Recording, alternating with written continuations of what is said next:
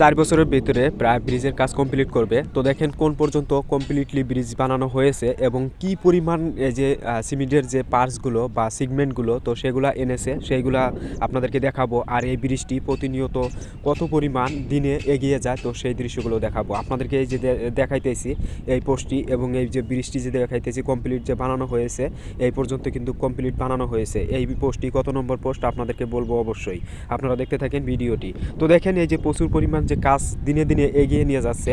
আরও যে এখন যে সময়, তো এই সময়ে কিন্তু প্রচুর পরিমাণ এখন যে কাজ করতেছে, এখন কিন্তু প্রচুর পরিমাণ কাজ করতেছে। আপনাদেরকে দৃশ্যগুলো দেখাই যে সিগমেন্টগুলো কতগুলো সিগমেন্ট নিয়ে আসছে এবং এই ব্রিজেই একটি গাড়ি নিয়ে আসছে, সেই গাড়ি করে একটি সিগমেন্ট নিয়ে আসছে অনেক বিশাল আকারের।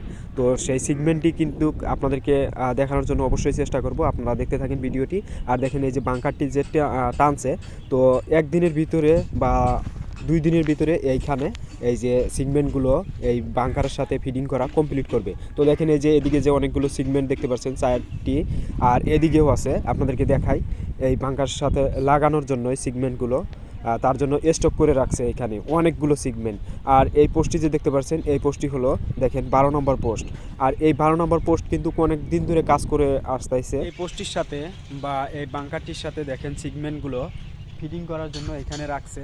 দেখেন অনেকগুলো কিন্তু এখানে সিগমেন্ট, তো শত শত সিগমেন্টগুলো এখানে এইভাবে ফালায়া রাখছে বা এখানে রাখছে স্টক করে।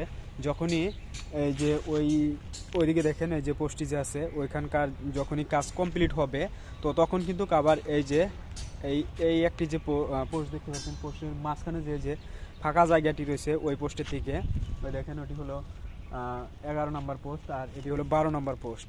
তো ফাইনালি আপনারা দেখেন এদিকে আরও কতগুলো সিগমেন্ট আছে এবং কিভাবে এই বস্তুগুলো রাখছে, তো সেই দৃশ্যগুলো দেখাবো।